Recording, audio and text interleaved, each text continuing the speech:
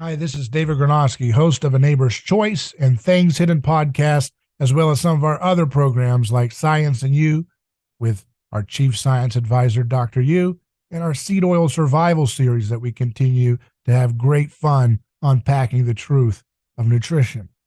I wanted to give you a quick little message saying we appreciate all the support that we get from our uh, monthly contributors and our one-time donation supporters. And we'd encourage all of you to go to our website, aneighborschoice.com, click on contribute, and make a monthly pledge today, whether it's $1, $5, 15, 20, 50, whatever you want to do. Doesn't matter. Just be a part of building this new media project that we've developed to empower and inform, to inspire, to kickstart a scientific renaissance, an anthropological breakthrough and reformation in the church. All these things are possible with your support right now. So make that commitment today and help us keep doing the productions that we have. Thank you.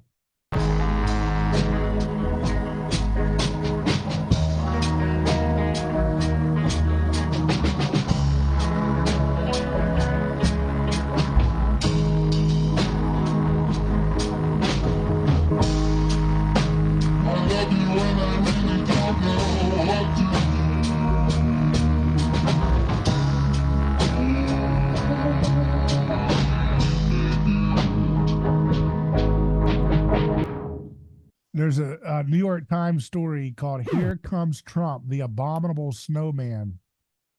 And it says, it sounds like a movie review. It says, it's the latest hot TV genre. A woman in a frigid outpost bundled in puffy outerwear, trying to uncover truths buried in ice. In the new season of HBO's True Detective, Jodie Foster is a cop trudging through snow trying to solve a murder in a remote Alaska town described as the end of the world. On FX's A Murder at the End of the World, Emma Corrin is an amateur sleuth trudging through snow trying to solve a murder in an isolated retreat in Iceland. And now I find myself in puffy outerwear, trudging through snow in glacial Iowa, trying to uncover truths buried in the ice. I don't have as much of a mystery to unravel as the TV detectives. The only thing the horde of reporters here is trying to figure out is if Donald Trump will win the caucuses on Monday with a plurality or if he can pull off a majority.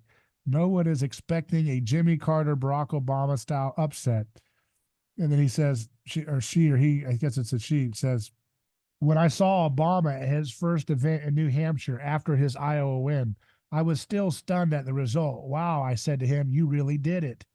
He looked solemn and a bit blank, recalling the scene in The Candidate when Robert Redford, the young charismatic Pole, pulls off an upset over his more seasoned status quo opponent and murmurs, what do we do now? It felt then as if we were embracing modernity and inclusion, moving away from the image of John Wayne's America. How could we have gone from such a hopeful moment to such a discordant one? Of course, every time there's a movement, there's a counter movement where people feel that their place in the world is threatened and they want to turn back the clock. Trump has played on that resentment, trying to drag us into the past, curtailing women's rights, inflaming voters to take back America, and, as he said on January 6th, exhorting his base to fight like hell or you're not going to have a country anymore. Trump is a master at exploiting voters' fears. I'm puzzled about why his devoted fans don't mind his mean streak. He can gleefully, cruelly, brazenly make fun of disabilities in a way that had never been done in politics. President Biden's stutter, John McCain's injuries from being tortured, a Times reporter's disability, and loyal Trump fans laugh. He calls Haley bird brain. Trump is 77, yet he sees himself as a spring chicken. On Thursday, he put out a video on Truth Social mocking the White House Senior Living Center, featuring pictures of the 81-year-old Biden looking helpless and out of it. Obama's triumph in Iowa was about having faith in humanity. If Trump wins here, it will be about tearing down faith in humanity. That it's happening in a blizzard is fitting. Trump's whole life has been a snow job. Wow. That's from the New York Times. Oh, that's a guy, Michael Gold. I thought it was, yeah, Michael Gold. He used two female characters in the opening, so I thought it was a female. Okay. Yeah. I thought you wrote that. Who's that? I thought you wrote that, David. Yeah. It sounded comic, like a comic, a comic strip. That's just I was reading it in a sarcastic tone, I guess. But I just, yeah, it is. I like that story because it was very colorful, like a villain. Abominable Snowman. I mean that's so funny. It's like a parody of itself, right? And yet they don't see it as a parody. He's like Obama represented, restoring faith in humanity. And Trump, if he wins, it will be about tearing down that faith in humanity. And talking about, moving away from modernity and inclusion to counter movement. He brazenly, that word, I love that, triple, gleefully, cruelly, brazenly. It's like, is he joking or what? But I don't think he is. And he talks about Biden looking helpless and out of it, but yet that's the president. He actually doesn't put it in scare quotes here that he's looking helpless. He actually says it's awful that Trump's making fun of how he looks helpless. So he doesn't even apologize. He doesn't even try to defend that Biden's fine, they've lost the plot on that one, but now they're focused on this abominable snowman running for president. Right. And, he's a snow job, which reminds me of that Elvis movie that came out recently. Surit, that pricked up Surit's ears because Surit is a super Elvis fan. He's excited now. He's typing an essay right now about Elvis as we speak. But that whole character of Colonel Parker, right? He talks about snow job, right? The carny that tricks you. Yeah. So I thought that was really good that he brought the snow job thing in there, and in this blizzard, which is like this, it's like Rudolph the Red-Nosed Reindeer, where the abominable snowman comes. And that character was part of a secret society of snowmen or something like that, right? And where they're basically hypnotizers. They hypnotize people. Ooh, is that's Colonel Parker? Colonel Parker, yeah. Is that real, or are you saying that was the character? That's real. That's real. Oh, really? So it was part of a kind of guild or something, guild of hypnotizers, where they hypnotize that's real people. Or is that a legend? That's, a lot of Elvis biographers wrote about that. Then it's legit, huh? So yeah, that is. And it's a subtle indication of something like a mind control thing in that plot, that's alluring to this celebrities being controlled by handlers who are mind controlled or prepped up by them to give out certain kind of signals or message. So that's that's a very subtle movie if you think about it, all of the things that were depicted there. So yeah. Is that the newest the newest film one about Elvis? Yeah, the one not the one about his wife, the one prior to that, the one that was a big hit. The one about his wife is called Priscilla, right? Yeah. And that's like the Joker to Elvis's Batman movie, right? Because remember, the Joker movie was like, okay, now we're going to hear the other side of the perspective of your superhero. Yeah. Yeah, so it's so funny because the next sequel, the sequel to the Joaquin Phoenix Joker movie, has Harley Quinn in it, and Harley Quinn's character is going to be played by, of all people, Lady Gaga. Oh yeah. Well, she knows all about dressing up for psychopaths, right? With oh boy, Marina Abramovich. Who is Harley Quinn? Is that the one? Is that Joker's girlfriend? Yeah, Joker's girlfriend, the one who speaks in a New York kind of accent, Yeah. crazy like him, running Yeah, around with bats. And shit. yeah. All they got to do to make uh, what's her name? The lady you just mentioned. Lady Gaga. Yeah, Lady Gaga. All they got to do to make her villainous is just have a documentary film crew film her with those eating those things with the Maria Abramovich. You know, those little parties where they eat fake. Have you seen the thing, Shannon? Mm-mm. Where they Mm-mm. have like they make like a dessert out of a dead body. It's like fake, I guess, like a cadaver body, but it's like a synthetic, highly Hollywood made body, and there's like blood, and they have her picture of her. This is everywhere online, where she's like taking a spoon off of the cake or whatever. It's like a cake made to look like a dead body, a naked dead body, and they're eating the drink. They're taking the blood out of it. That's all you got to do. Just show the like real life, but Mm. they want to Well, dumb down. not They want to dumb down, and they're on track to do it on some level for a certain percentage of the public. They want to dumb down Americans so bad that when they get to the point when they can reveal the documentaries about what they do at Marina Abramovich's parties, that the people cheer for it. You know, they want it so dumb and so base. well. Uh, You know, like a so good pathetic. example is a lot of like I don't know how many people do this, but some women do celebrate their abortions by having a baby as a cake, you know, uh, No, they shape it like and a baby.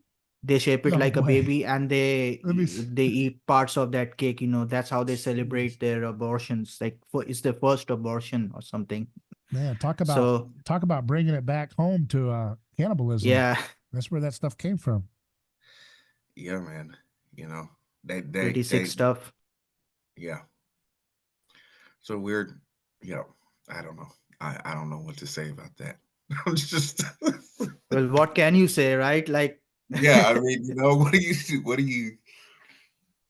How do you respond to that? You know what I mean? Like what's, you know, how far we've gotten from thinking, that children were a blessing. You know what I'm Yeah. saying? That life was a blessing. Like we don't even, that is totally out the window now. It's like both men and women. You talk about having a baby, that's like, oh my God. Yeah. The man is thinking about his financial, situations like, oh Oh no, shit, I don't. man. I don't want to be a baby mama, daddy, or whatever Yeah. they call it. Right? Hmm. Yeah. Hmm. And there's a video of a gender reveal party or something where these Hmm. couple, they pop the thing and it's a blue, so the guy jumps, he start doing backflips and jumping and screaming and running all through the park. Hmm. Said, bro, celebrate that baby boy like he just won the NBA finals. Somebody said. And then a lady said, if my man not like this, I'm getting abortion, period. So there you go. If you know what I mean, she wants to make sure if you're not you know what I mean, signing up Yeah. for exuberance and Yeah. ecstasy, it's off with your head. I mean, that's pretty scary, isn't it? Good Lord. It's happy wife, happy life. That's Yeah. that's what they say. Happy Well, wife, happy. it's by Happy looking life, at you these ain't gonna lose your things. life. Yeah, happy wife, you gonna not lose your life. That's what they're saying. That's right. Yeah, that's right. He, Lee, we. While by looking at these things, it sounds like the Joker just popped out of the Batman comics and is running our society right now. Yeah, Mm-hmm. yeah, Mm-hmm. Because everything is it's so much like a carnival. You know, everything is like not in the carnival in the sense of like freak show or something, but a carnival in the sense of like human sacrifice kind of carnival. Mm-hmm. It's I mean, like we're can't. at the point where give it a few years and Hollywood's going to make a really emotional biopic for the Academy Awards about Epstein and how he was misunderstood and framed and judged. You know, they're going to do that. You know that, right? Yeah. They I will. think Like Why that would and they not? By what standard would they not? We literally have dumb, fat women celebrating ugly, fat, old men gyrating with bikinis in front of 2-year-olds right now. That's a society that's going to make a biopic about Jeffrey freaking Epstein, man. Okay, there's no other. That's what exactly the kind of movies that kind of stupid society would watch, right? Yeah. Okay, Yeah. we're at that dumb, idiotic level where that's the kind of films they're going to need to hear, because like they're so fried out on everything else that they're so numb to, like, normalcy and like boundaries. That's the big thing. Boundaries. They hate boundaries in society Yeah. until They would say until that they would- boundarylessness falls back on them. The establishment. yeah, they would say that, it's not, like, it's not good to have taboos and prohibitions, Right. and I think the thing about our generation is that we anything you say that is supposed to be prohibited or tabooed, we're like, no, that's what we want to do. That's the thing we want to do. You tell us we can't. That's what we'll lean towards. Yeah. It's kind of like a rebelliousness, I think. Yeah. I don't know when that started. In this country, um, maybe the boomers. I know I say that a lot, but what other generation can you? I don't know. Maybe the roaring Always 20s. blame the boomers, huh? Yeah, I mean, unless you're gonna I'm say gonna it was cut the a promo against the greatest generation. yeah. Okay, let's take them on. Well, they're I the mean, ones. They're the ones they're- the ones that won the whole world and raised the boomers. So I mean, it's their fault. yeah, but they didn't. Well, it's good. I don't By think that logic, it will end up going back all the way back into the generation that Adam and Eve, because All who right. raised Yeah, you them? know Who what I'm raised saying? them? Who Yeah, raised yeah, them? Who raised Adam? Exactly. Okay, now. Now we Okay, talking about well, bad parenting right there. who you gonna blame for that? You know what I'm saying? Bad parenting. Whoever raised no. Adam, right? No, because And then the ultimate parent, God. Why did he create That's what I'm everyone? trying to say. Yeah, that's where we go right back to the primordial Milton's Paradise Lost. yeah, but I think that the greatest Who raised generation, Adam? the greatest generation, and the silent generation, they weren't expecting for their kids to Let me be ask you a like, question. How old was Adam when he sinned? He was like 1 day old, bro. Come on. Who was what? Where were the parents when that snake starts talking to Adam and Eve? They're 1 day old. Would you blame a day-year-old? Would you blame a day-year-old for taking candy from a snake or whatever fruit? Come on. if he had the Bro, I just blame the woman, bro. It's all the woman's fault. if God told you don't do that, and then you do it anyways. He's a day old. What kind of a day-year-old even understands the But faculty? he's not a day old. He's not a day old. He's a fully man. grown. He's a fully grown man. How can you be a fully grown man if you haven't had like lots of life experiences about how to make the right choice? Because there was no life experiences. There's no life experience. Bro. That's what I'm saying. He can't be to be a man. You can't be a man just by age. You got to be a man by experience of trial and error. No, that right there is the reason why we're in this situation right now. You see what I'm saying? All that trial and error. That's exactly what they did. Trial and error, and now look where we're at. In a whole heap of trouble. You know what I'm saying? I'm just saying, who set the rules? God. Okay, so if he don't eat the fruit, man. If he set the rules up, if you give a bunch of kids Kool-Aid and popsicles and put them in a room together and they start coloring on the walls, whose fault is it? It's those kids' fault, bro. Those kids need to be prosecuted. That's not. What the heck? That's not the same though, man. Because Adam was a fully grown man. Like God gave him the stewardship of the garden, right? He told him to name everything in the garden.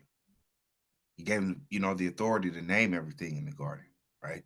You think he named the platypus? He probably was like, what in the world? What do you think he called him? What word did he use for that? He wasn't Oh, yeah. platypus. What's the Hebrew word for platypus, bro? He wasn't Hebrew. He was in Iraq, according to the Bible. He was in the Ethiopia. No, bro. I mean, there's really a theory that the Garden of Eden is in Ethiopia. Doesn't like every church have a theory that the Garden of Eden was where their country is? No, but I think the Ethiopian. Yeah, but there's a consensus. There's a consensus. It's in Ethiopia, bro. The German Orthodox Church says it's in Germany by the Rhine. The German Orthodox Church. I didn't know they were that popular. I'm saying if there was a German Orthodox Church, it would say that it was in the Rhine River was where the Garden of Eden started. They all have it at the old motherland, Man, you know. It says between the. Doesn't it say between the Euphrates and the Tigris? The river Euphrates. I mean, let's just okay. And where is that? That's Iraq. Okay. No, Shannon, I'm with you, bro. It's in Ethiopia. There's a lot of forget what this white man is saying. It's in Ethiopia, bro. Wherever it is. Hey, if it's in Ethiopia with Lucy, Australopithecus afarensis. That's just a handicapped woman. That wasn't a.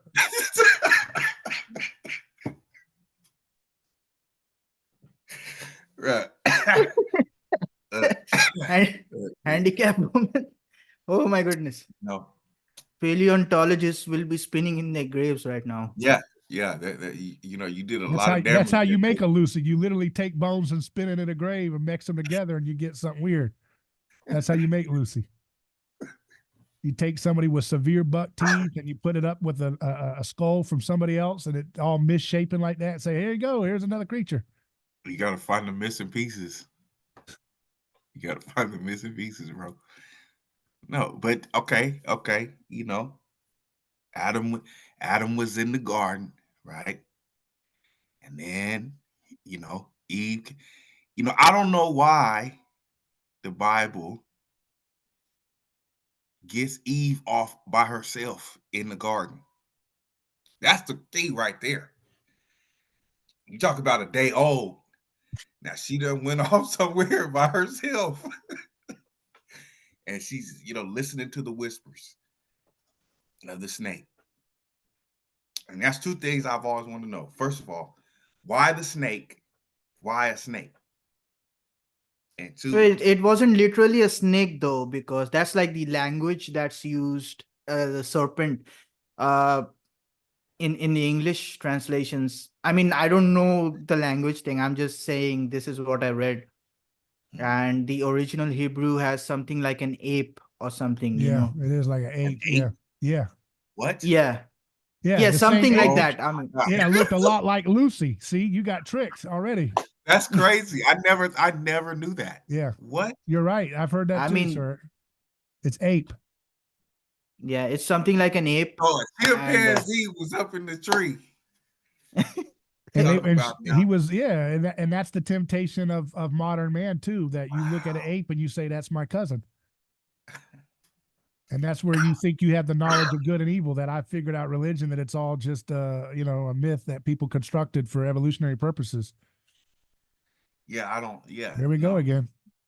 Right back. But Adam and Eve weren't like they weren't like babies who did not know. How do you know? Like that. I mean, it's very evident in the text, isn't it? Like they were able to speak, and they were. These are grown people. They were matured, and they had intelligence, and they had discerning wisdom. Mm-hmm. It's just that they were tricked by Satan into disobeying God, and that's the thing about intelligent people, is that they can get tricked. A baby might be naive or something, but like smart. Somebody said that. They said, the smartest people are the ones that are usually the easiest to be tricked, because they don't have a real sense of reality. They don't have a real sense of like being in the world. So, the people that are very bright and stuff, you know, they're sort of almost they're being protected or coddled. You understand what I'm saying? Especially So they don't know trouble when they especially if they're watching Bright News, getting too smart for their own good. you know, Right? yeah. But that's interesting. I never. That's interesting. An ape. You know what I mean? And then you got this cat is up in the tree. Yeah, he's talking like those monkeys from Wizard of Oz that were flying Yeah, monkeys. the Wizard of Oz or the baboon. Yeah. You know what I'm saying? Like, that's a trip, man. I'm gonna have to look into that, bro. I thank you for telling me about that. That's very interesting. Another contrarian take is that he was a dragon, and that's Dragon. like he was a Yeah. dragon, like what is it, the seraphim, or like a dragon angelic species. And remember when Moses had all them dragon entities flying all around the sky? Mm-hmm. The burning serpents or Yeah, whatever. and that was Fiery that was serpents. the word they would use for like a dragon. Mm-hmm. And then that's where you get the idea of like the dragon being defeated in Revelation and stuff like that. Same thing, Mm-hmm. like the final Mm-hmm. form. Yeah, like the Leviathan or something. Yeah, doesn't it talk about the dragon, I think so. I think the something lady and the like that. dragon? Yeah, the woman who gives birth, and then Mm-hmm. like God takes the baby before the dragon can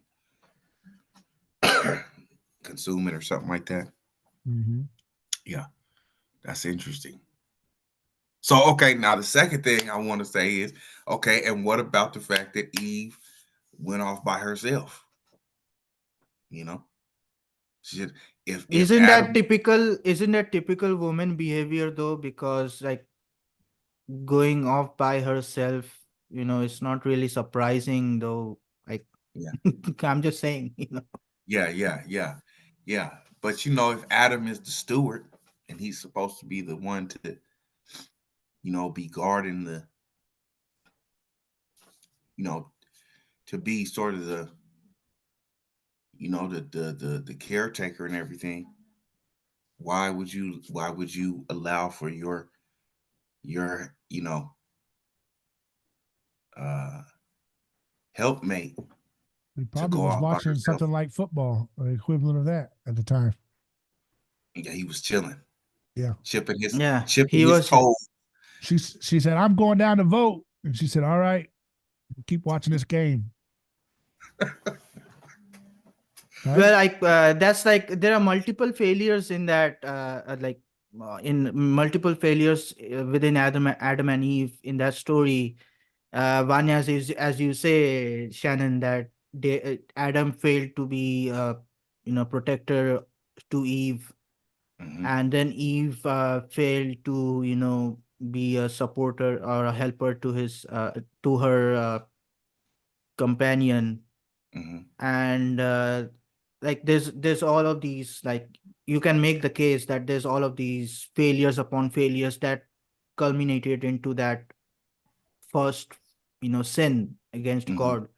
Hmm. Mhm. So there's quite a layer quite a layered approach we can take, I guess, when we Hmm. approach this story. Is like, what was the failure of this character, what was the failure of this person, Right. and we can find a lot of you know Yeah. failures. Yeah. Like you said, like, what was Eve doing all by herself? That's probably a failure to be concerned for her helper Yeah. and going off to find her own bliss, so to Yeah. speak. Yeah. Right. I mean, Right. I'm just I might be reading too much into it. I mean, I'm just saying Yeah. You that. just, yeah. Yeah, and then like, why did, like, this is But something we but talked about. would the ancient audience that's reading that story even relate to a female character trying to leave their man and find their own bliss? I mean, that's a little bit of a modernistic rereading into it, isn't it? I mean, you know what I mean? Like they wouldn't even think of themselves as individuals, and at Well, that the I immediate said that a bit. audience. I said that with a little bit of tongue in cheek, I Yeah, guess. Like you're trying I to be didn't really. postmodern here. I see what you're doing. You're trying to bring French but postmodernism into this conversation. but here's the thing: if an ancient audience was reading that text, and that ancient audience would be pretty much a patriarchal audience, right? And they would be very shocked at a woman leaving the side of her husband, like, venturing outdoors, Yeah. It's all without the outdoors yet. proper. They ain't built the first city yet. That's the next Yeah, thing. but I see his point though. You know, if you're you know if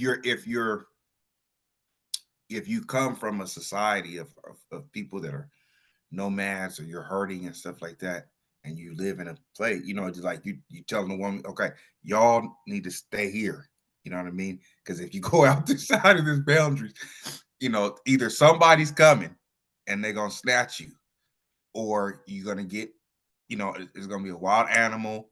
You know what I mean? And you don't want that. It's dark, you know, whatever. So I can see how some maybe the later scribes or something were thinking, you know, this woman is a trick, man.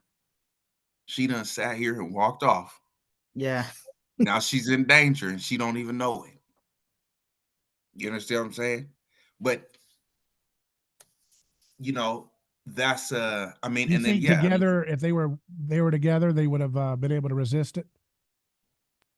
I think Adam, Probably. well, I mean, what did Adam say? He told her, he said, you know, but God told us we're not supposed to eat from this tree. And he said, you know, but he comes in afterwards, after she done already, didn't she already eat the fruit and then she gave it to him to eat? Or how did that work? I haven't read that story in a Well, long it's time. not. It's very ambiguous. It's not really given out, narrated in detail like that, but it Yeah. does point to, like, Eve definitely took the bite first, and then she Mhm. gave it to her husband. Yeah. So the serpent was speaking to Eve Yeah. primarily, and Yeah. Adam, I don't know, maybe he was probably there, Yeah. and but I don't know, like the text really seems to highlight that the serpent was talking to Eve. And even if you like, even if you look at it from a tradition point of view, Saint Paul says that it was the woman who was deceived, not the man. So it's just there's a strong scriptural emphasis that it was Eve who was deceived. And I'm not Mhm. saying like just to like take blame off of Adam and anything. Like I said, there are multiple layers of failures But that's where you in get the that picture of story. needing the Virgin Mary to rectify the problem. Yes, yes. That's why I don't know about other denominations, but in the traditional churches, Eve is Mary is known as the second Eve. Yeah. Mhm. Like Jesus is known as the second Adam. Mhm. Mhm. Yeah. Yeah. I've heard that tradition before, and uh, you know, I know that Paul speaks of Jesus being the second Adam. I don't remember uh what It uh talks about it like in Romans 5 and stuff. yeah, something like that, you know. And you know, the early church fathers, you know, they would talk about how Mary is the uh, you know, the you know, the second Eve, you know what I mean? And in her womb, you know, is our salvation. You know, carries our salvation, something like that. So it's, you know, I mean, I'm sorry, man. I'm still caught up on the ape thing. I just can't. You know what I mean? That to me, that's scarier than a snake. You know? Well, it would make a lot more sense though, because an ape can disguise itself as a human. Yeah, I mean, and they're especially strong. if, They're yeah, strong. You know that? Apes or yeah, chimps and stuff, bro. They can tear a human apart, bro. bro, yeah, yeah, They can but kill they us. pretty powerful. Yeah, Hmm. you know. Have you seen the movie So Planet of the Apes? I have seen it. Yeah, that's not what I was thinking. I was thinking more National Geographic. You Yeah, know what I mean? But like those I big have alpha apes, those big, uh sitting in the like with all of the other the apes harem. doing all the work for him, the Yeah. harem and everything, and he's sitting in the middle, eating grape or whatever. Uh-huh. Uh-huh. It So could have those been are it pretty. could have been a gorilla A I silverback. mean, A silverback. silverback, silverback, yeah. or orangutan. We have to ask Joe Rogan because he's very interested in apes. That's So his we'll whole have to bring him on. that's Like his whole intro. Joe Rogan explained to us all the subtleties of the ape, Yeah. whatever. He'll even give you pretty unnecessary descriptions, but he'll do everything. That's funny. That's Adam, funny. Adam and Eve, they are the first story of humans that we have. Although, it does start off with like the spirit of God is hovering over the waters, which is weird. So how do you where are waters situated before you've created the planet Earth? So, I mean, there's some. Aren't they wasn't it in Well, the the void? entirety of the planet was waters, right? Yeah. Yeah, but that's not It's even the water. day. But they didn't even start the day sequence of creating planets in heaven and earth. It's just the spirit of the Lord was hovering over the waters. The waters of the deep. Yeah. It was the deep. There's no deep. Where I mean, I'm saying if you try to think of this like a modernistic description of like the construction of the universe, where's the deep physically? Well, So what it's you a saying? creation process, so it's like by definition, it's a miracle. The creation process is a miracle. So it doesn't necessarily entail that we have to explain the creation That's what process I'm through a saying. I'm not saying it has naturalistic. to. I'm not saying. I'm just saying it's not like a scientific description. So you're saying that the Old Testament is giving its description of how the universe is shaped, or The Old Testament, looks? in my opinion, in this story is telling us the structure and it's giving typological references that will be used throughout the Oh, yes, entire yes. story. It's setting up attributes about God's character and the intention he has for this creation.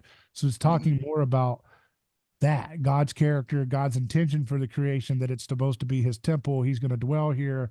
And the humans are like the greatest sign of his being manifested in the physical world. So they're meant to be the greatest image of him at the crown jewel of his created temple that he's going to dwell in. And then that every aspect of the temple that he's constructing is a reflection metaphorically of some attribute of him, including the animals, including the way gold looks, including the way the water functions molecularly. All of it is all just like signs and symbols of like revelation. They're not just signs and symbols. I don't want to say that, but they function as signs and symbols of like meanings about God, analogical meanings. So, but And a woman, sorry, and the water symbolizes chaos, I yeah, guess. It's like it's pretty uh because it's it's pretty formless much. and empty. It says that Mhm. now the earth was formless and empty. See, there's no boundaries. Yeah. So this is actually in contest with a lot of creation myths around the world, where you start off with chaos and then order is. So Girard says that's the sign that there was an undifferentiated primordial conflict that needed to be assuaged, and the elders, they remember the resolution of that primordial trouble through oral tradition as the creation of clear differentiation and boundaries. Right. So the first thing you see is in the beginning, God created the heavens and the earth. Now the earth was formless and empty. Darkness was over the surface of the deep, and the Spirit of God was hovering over the water. So you get the impression of formless, undifferentiated chaos, no shape to it. But then everything else afterwards is creating boundaries and separations and distinctions. There's light, right? And he separated the light from the darkness. Okay, now we have some structure. We have some meaning that we can start to ascertain. God called the light day, and in darkness he called night, you know, and then it goes and there's the first day. And then he says there will be a vault between the waters to separate water from water. So more separations, more divisions, more differentiations. And then the violation of that cosmic goodness, what? Breaking a boundary of differentiation, right? Because you have the boundary of differentiation of you cannot eat of this. I always thought that, well, not always, but I have long thought based on some ideas that was a temporary prohibition that they could eat it at some point, but who knows? It's not really clear. That brings up a good point though, because I saw something where Jerry Boyer had alluded to that. He said something about how, because you were talking about how Adam was a newborn, he was a new baby, whatever. Yeah. Eve is a new baby. Well, that's, if you think about it, it's like, well, maybe God was telling them this is a temporary prohibition on you.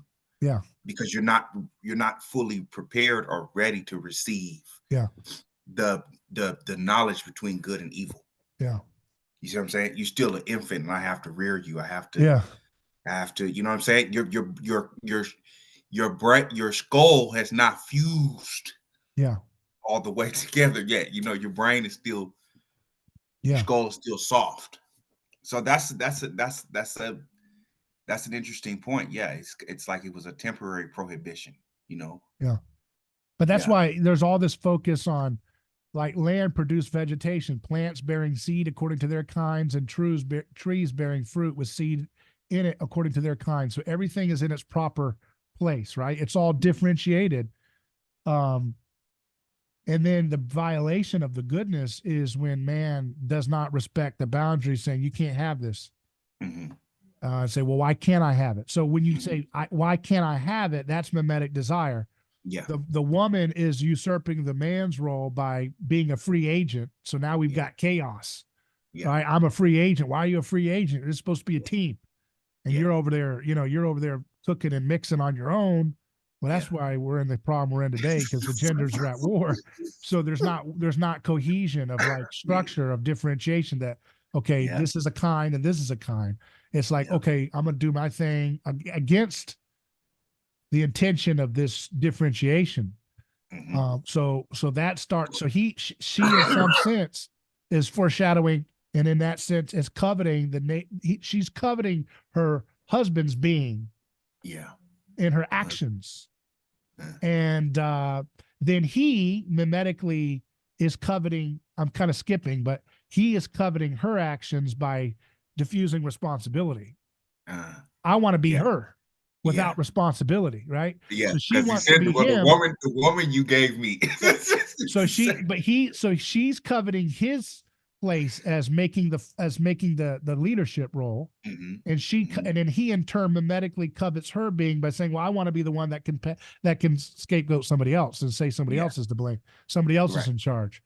And then the snake or whatever ape is saying, hey, you can covet God's being, you guys can eat this and by that become like God. That's the heart of mimetic desire.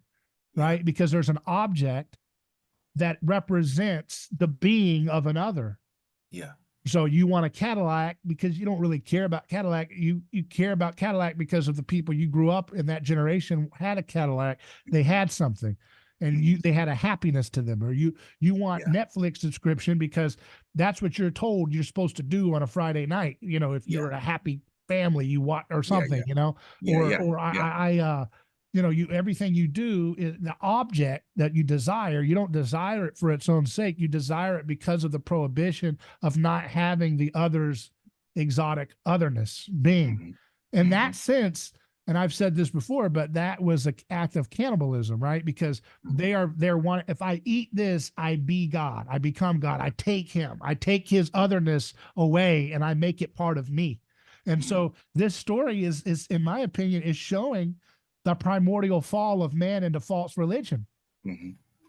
That man says, like we can break boundaries we can break these, when we break these boundaries of order and differentiation, it creates rivalry. Mhm. And ultimately that rivalry is based on the desire to be the other, including to be God himself. And we fight and try to kill each other because of our seeing some image of God in us. And we want that, just like the fruit, right? The fruit is a representation of having God's godness. And we are fruits of God's creation. And so when I am in rivalry with you, Shannon, it's because something about that looks like the image of God, right? Or then vice versa, whoever you're fighting with, whoever you're at enmity with, whether it's a male-female battle or anything, you believe the other person has something that gives them some type of access to ultimate, like, transcendent goodness that you lack because of something unfair that has been done to you, because of the way you were raised, because of your skin color, because of your height, your weight, your whatever, your country, wherever you got plenty of excuses that we all have as to why we've been shafted into getting the fruit of the knowledge of good and evil that somebody else seems to imbue by their life, right? But all of that is really just sublimated versions of trying to cannibalistically take God's infinite being and a shortcut process, which you can have, right? But I don't know. I mean, in some sense, this story, God really seems to be displeased with this, but it's almost like, he didn't intend for us to go off the deep end like we did with the next generation. He punishes them, but he doesn't say they're dirty dog monsters. He's actually it's pretty mild, but it's almost like God understands that, man, I can understand deep empathetically why you would make the errors you've made. And, I'm not saying, the one thing he does say is that you have to die now, as if this is something that's weird. Like why is it that he says you have to die, Yeah. But I think it's because that's the consequence. That's the natural consequence of you sinning against God. Yeah. Is that it's not so much as God commanding death upon you as it is that's ultimately where it's going to lead. Yeah. The extinction So of your being, yeah. Yeah. So it's kind of like a set thing, not that God wanted that, but that's just the outcome. That's the result of it. That's the result of it. And that's like we can explain a lot of, like, we see hideous things in nature, right? We see insects gobbling up dead carcass or whatever, these mutations and all of that. That is also an after effect of that sin. And that's why the creation groans in Romans 8. That makes a lot of sense, because I was going to say this. I keep thinking the same thing. I say, well, God, why you make these ugly looking creatures, man? These ugly ass looking creatures. I'm sorry. Spiders are ugly. Yeah. Hornets, bees. Why do they, I don't want to be stung. I want to enjoy the weather outside when it's warm and just Shannon has not been outside for the last 7 weeks because he saw a bee. That's a narration on that. Narrator. But that makes a lot of sense. Or you think about the remember that you guys remember that that parasite that it's like a mushroom or something, and it gets into the ant's head. Yeah. And it gives birth, and then it bursts out all these little what are they called? Little fingers. Fungus. Yeah, fungi or whatever, you know what I'm saying? Yeah. Or you think about that bee that drills into, it drills, injects his larva into the buttocks of the spider. Yeah. Yeah. Isn't that that's distorted? There's something distorted about that, brother. I'm sorry, you know what I mean? But again, that's what flows from all the, all the natural disasters. Think about the volcano. Shannon once said a brilliant point to me. Shannon, maybe you can say it, but he said that it is humans' job to practice holy monogamy, to teach the animals to stop playing around with monkey business. Remember that? You said that. I'm paraphrasing your point. You said that's an interesting theory. I would like to hear that. It's like Jungle Book theology right there. I like it though. But Shannon said that. You told me that one time, and You know, remember that? That's You said it. it's our job to be great, you know, holy people as human beings because the animals are watching and looking. And I'm like, I don't think that works like that, but I guess in some way it does. Like he's saying that So the animals what are you're like, saying is, the male lions are like, maybe this is too much drama. Maybe I should go to one woman for life. Should stop with this pack of 6 females fighting over each other all the time. And then I gotta I don't kill know. their rival cubs and stuff. This is pretty bad. Maybe so I what should you're be like saying, Shannon? Shannon. Yeah. I don't What know you're if I saying think that is, or not. if we see 2 stray dogs on the streets getting it on, it's our job to, say, cut it out. That's not a You got, proper, No, is that's that you they're gotta, watching. inappropriate. They're watching. That Shannon's theory is that they are watching us to see how we are, and they're learning from us. That's what you said. Is that right, Shannon? Did I say? I don't think I don't remember saying that, but You did say that. you know You what were I channeling. You were channeling some good stuff. That I remember that Yeah, conversation. that sounds interesting, brother. Yeah. I mean, I'm yeah, not gonna I lie, mean, that sounds interesting. yeah, what I do think is it is our job to be stewards of the earth. You know what I'm saying? Yeah, but everybody I says don't that. If you leave it vague, that means yeah, but Captain Planet. Come on. okay. You know, Peter Thiel said we're not going back to Eden. There's no return to Eden. Okay. So we're not going back there. So obviously that's off the table, you know. So what do we have to do? You know, what is the solution? You know, uh, some people think it's technological solution. You know what I mean? That it's all going to be through tech and science that we're going to be able to have some kind of glimpse of, you know, heaven on earth. I don't know, man, but I Well, think that to give some credence to what you're saying, Shannon, I mean, we are already like, there's a whole field of medicine out there that treats animals, Yeah. right? uh, Like yeah, the vets. And yeah. it's statistically penguin divorce rates have plummeted since their interactions with humans. They found, yeah. Is that true? Is You that ha- true? eh, I don't even know if penguins are monogamous or Have polygamous or they, what. have they learned to work out their differences in peace and love and Are happiness? badgers less grumpy since they've encountered the Homo sapiens over the Yeah. years, thousands of years? That's a They're great. probably more grumpy, judging by what we are doing now. Yeah. Oh, here we go again with our Attenborough. Dave David Attenborough here to tell us Attenborough. about the climate change. Okay, tell us, what do we do to climate change? Sorry, David come on. I Attenborough, man. mean, The like, badgers are mad at us because the temperature got warmer. Let me tell you, they are happy. They are happy that it's warmer, man. You think they want to be stuck in them caves all day? David Attenborough. They, That's they my brought guy. David Attenborough out because he's got that great voice and he talks about those mating calls and those puffery little things that the birds of paradise do. And then Yeah. he shows you the feathers and then they go for the sales pitch. And this, my friends, is not possible if we continue to do horrific damage to the planet through climate change. Boom. There's the sales pitch. I was just enjoying birds' feathers and the little neck. Remember the one that has the red neck that pulls out Uh-huh. like a bullfrog? He gets you with that. This is a mating ritual that has been done for thousands of years on this island. And it will come to an end now that we have created catastrophic climate change. I learned this at a party at Jeffrey Epstein's island.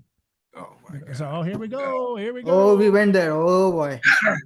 Man, he was hanging with Queen Elizabeth. When did he start hanging out with Epstein? I bro? didn't make any claim. That was all performance art.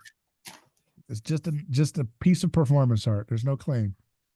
David Attenborough, man. I guarantee you Attenborough has hung out with people who were influenced by Jeffrey Epstein's island conversation. Oh, I yeah. guarantee you that. Okay, we'll leave it there. Yo, You don't get no BBC special and Netflix special every day of the year without being vetted by the establishment. Okay, come on. Yeah. You know, they want only All the best to roads- sell their stuff. Yeah. All roads lead to Epstein, huh? I don't know. I think Epstein's just the first bump in the road. There's a lot more. Oh yeah. I want to go to what the point of this conversation was ostensibly supposed to be about. Okay. We have layered a lot of color commentary on this. But Yeah. that's good. Cain and Abel. Shannon recently had a conversation with Gil Bailey. People should check it out. And Gil Bailey is an anthropologist like Rene Girard. He was a friend of Rene Girard. Wrote several books about anthropology and lectures and so forth. But he has but you guys made a point about Cain and Abel. Could you tell us, just to summarize, so we get to the point for folks who haven't seen, what were you guys talking about with Cain and Abel and the sacrifice? Just lay some of the, because you guys kind of freestyled there, and I enjoyed that part. Yeah. So he said, he had alluded to the Eucharist. Yeah. He's talking about how man had to wait, or Jesus had to wait in order for man to be able to take the work of human hands to turn the wheat into bread and the grapes into wine. And so then I had alluded to the fact that why is it that I said I wondered if there wasn't something that alludes to Cain's sacrifice over Abel's sacrifice, or Abel's sacrifice over Cain's. Cain is the one that brings the wheat and the veg, the grain and the grapes. Where do you get grains and grapes? Is that the traditional understanding of what imagination? Yeah, I mean, that's just, it wasn't broccoli. We know it's not broccoli. Yeah, broccoli wasn't invented yet. It wasn't invented till recently. Just for the people don't understand that, man. I didn't understand that till like 2 months ago. But like I didn't realize, like, when it talks about like most of these vegetables we eat today, we were not eating them a long time ago.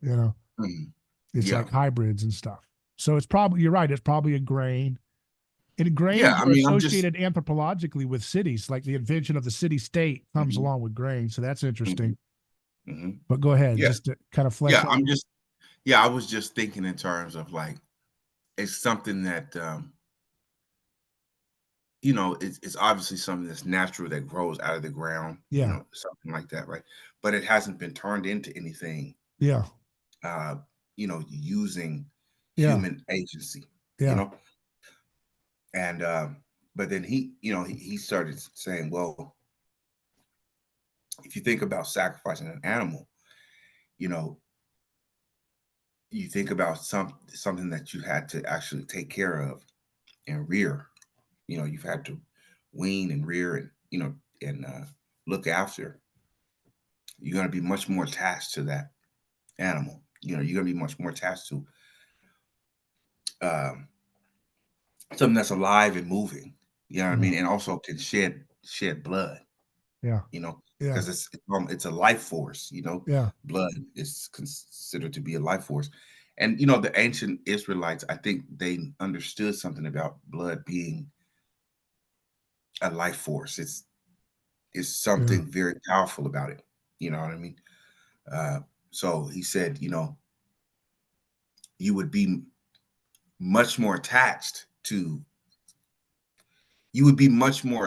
and much more distressed seeing an animal that you had to actually take care of die, right? And its blood being shed. So it is like a real sacrifice, because you're giving up something, not just ritually, but like part of your livelihood, part of your survival, part of somebody, an animal is part of the family, it's part of the community. Now you having to give that up. So it's a much more I guess emotional, that there's much more emotion in having to detach from an animal than it is from grains and I guess grapes, but my question was, I guess, then why is it that the grain and the wheat and the grape is used in the Eucharist. You understand what I'm saying? Uh, you know, what is it? How, there must be something that is restoring both. You know what I'm saying? Like the grain and the grape is getting restored somehow. You know what I mean? Like Cain's sacrifice must there must be some kind of restoration going on there. You know what I mean? As well as Abel's. Yeah. You know. Yeah, that's what I was thinking about. Is just, that God doesn't, that Jesus doesn't just redeem Abel by being the sacrifice that doesn't want revenge. Abel wanted revenge, I guess, to some degree. Mm-hmm. At least the spirit of Abel's death was flavored with revenge, mm-hmm. because God had to put a disclaimer on that one to stop that. Yeah. But so Hebrews says Jesus' death speaks a better word than Abel's death. His mm-hmm. blood speaks a better, and then, but then when I was listening, I said, it's true though that Jesus had to save and restore not just Abel, but Cain too, because he's the peacemaker mm-hmm. between warring brothers and rivals. So he has mm-hmm. he restores Cain by Abel being this first blood sacrifice recorded primordially in history. Mm-hmm. And then Christ is the final blood sacrifice mm-hmm. That is broken and defeating the need for blood sacrifice. Mm-hmm. And then I guess people try to say Adam and Eve did an animal sacrifice there because they got clothes, but I don't know. But whatever about that. But this is at least the first human sacrifice. Well, no, excuse me. Abel's is not a human sacrifice. It's an animal sacrifice. But then he becomes sacrificed in the same way he killed his animal, which kind of is a little bit of that judge not yet lest you be judged kind of thing there. Like the same standard that you kill by is what's going to kill you. So it's interesting there that shows you that wasn't what God really wanted, in my opinion. I know, but God really doesn't. God doesn't need it, but He knows that we apparently need it, and so therefore He. And then some people say, well, Cain's attitude was, showing that he was, rivalrous and not a contrite spirit, right? In his attitude, and that was really what was the problem. It wasn't the substance of his gift. There's not magically bad, but rather it represented the lack of skin in the game, self reflection and self giving. Involved with it, and that would fit with what you were saying. Gil was saying about there's more skin in the game with raising an animal and killing it. But God doesn't just say so. God redeems the animal that was sacrificed by Abel. He redeems Abel's death, and then with Jesus, and then He also redeems Cain. Because he makes his symbol that he leaves people with, bread and grapes, with fruit from the earth. So he situates, once he defeats the kingdoms of the world, which were started by Cain's first kingdom, founded on sacrifice, and a false version of non-violent sacrifice in the form of fruit. So there's this, it's interesting because it kind of deconstructs all of human history, right? Because how much of sacrificial ritual is obfuscations of the violence, where it's not, there's no real, when we do, like, even football, no one's getting killed, but it's simulating violence. So it's a kind of like it's a obfuscation of something underneath that the humans want violence, but they're getting it in a numbed out version. So it's everywhere. But what's that? Yeah, you think about, like, I know, like one game that's really, telltale of that is the polo. Yeah. On the horses. Yeah. That whole game was set up to help princes and warriors to be able to fight on horseback. Right. With a lance. So it's, it's everywhere. You know what I'm saying? It's all of it's really that, the physical violence is underneath all these games of entertainment. Yeah. You know, By the time you get to But think about, like, by the time you get to the Roman Empire, the way in which a meal is had is, even if it's just bread or wine, it's still sacrificially mediated, because your table position was relative to your position in the hierarchy, which was relative to your position in being mowed down by cathartic violence when needed. See what I mean? So what I'm trying to show you is, like, all these symbolic obfuscations, I guess you could use that word, of diffusements and cover-ups of violence. Cain's false sacrifice of non-violence on the surface is actually mediated with an underbelly of violence, right? Because he's willing to kill his own brother. Yeah. If it's not good enough. So it shows that he's got a violent intention behind this obfuscated form of it, which is so much of everything around our society. Right. And and then Abel's is pleased, is a pleasing thing, because he has more of a self-giving heart, even though it's superficially more violent. But God's not really finally pleased with that too, as he says over and over again through the prophets. I don't want this stuff. You know, I was not pleased with your blood of bulls and goats, but I was pleased with Abel's blood. I mean, you know what I'm saying? Like, no, obviously he didn't want any of it, really. If he doesn't want if he doesn't want the goats and bull's blood in the Israelite times, he's probably didn't really want Abel's animal's blood either, right? And he doesn't obviously want Abel's blood. When Cain kills Abel, God doesn't say, now you're really showing zeal for me. I love it. You really want my attention now. This is great. Now you've redeemed yourself. No, he's not happy with it. So it's very nonviolent. It's very subversive of myth. It's very subversive of the logic of states and enterprises that we are still enmeshed in today. So it's not a primitive, it's not primitive ethics by anything in this story. That's for sure. But I think what's interesting, I think what's interesting about this, just to kind of put a bow on the point here. So when Jesus gives the bread and wine as his ritual for people to do, right, to remember him, it's not just the redemption of Abel's attempts at sacrifice and in his being murdered, and then that's the founding of the first city. But now that Jesus is creating the kingdom of heaven as a city on earth, he has to inaugurate it with redeeming Cain's sacrifice of fruit, right? Of bread and wine. So it's reclaiming that territory and saying, okay, I've got you right back to where you started from, right? But this time, it's redeemed. This time I've squeezed out all the violence out of all the things that you guys were working out. I've squeezed that out. So now you can do your bread and wine. But this time it's going to be me coming in there, right?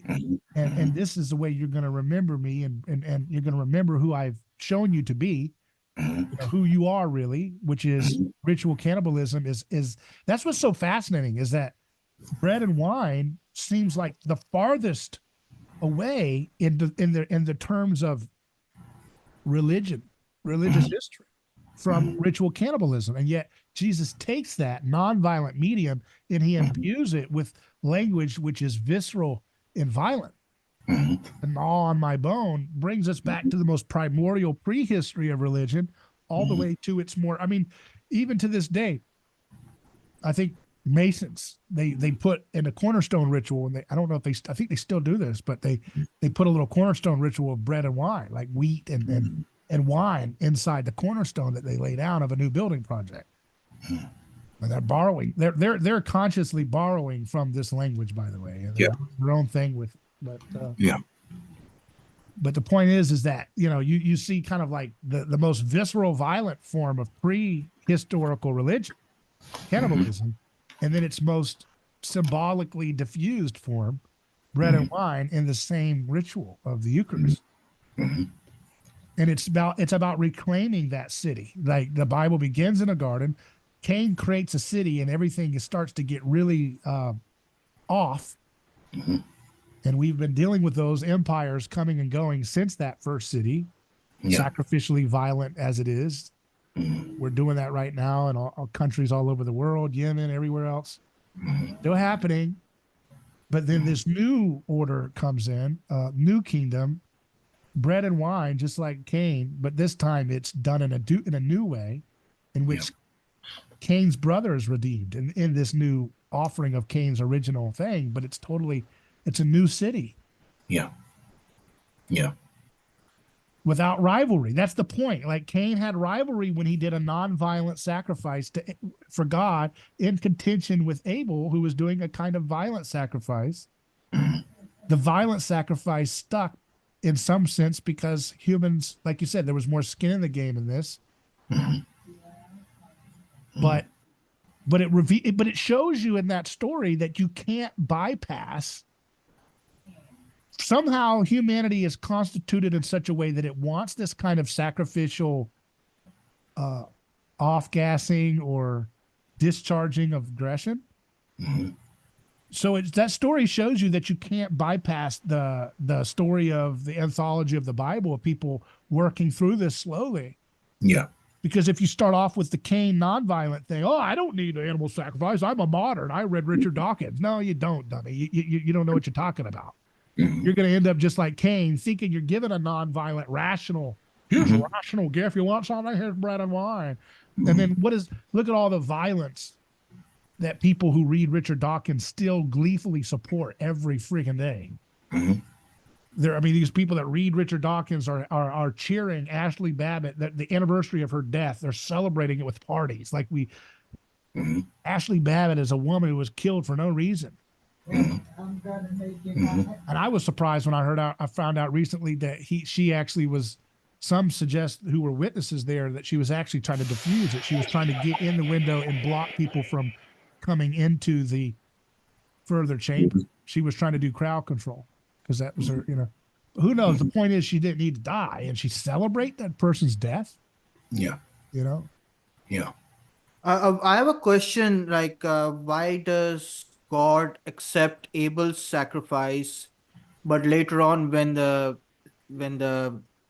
kingdom of Israel, when they conduct these mass sacrifices, God seems to be saying that I don't need the sacrifice of bulls and all of these.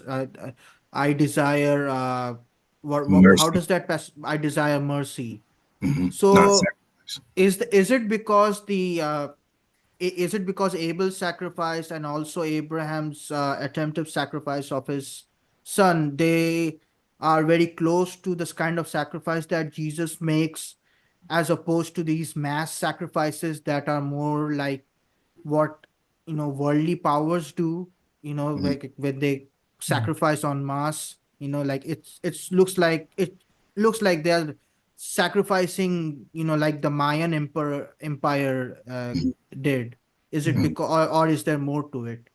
Well, I think if those characters are representative of humans from a previous period in history, then they're closer, much more viscerally closer to the reality of human sacrifice all around them.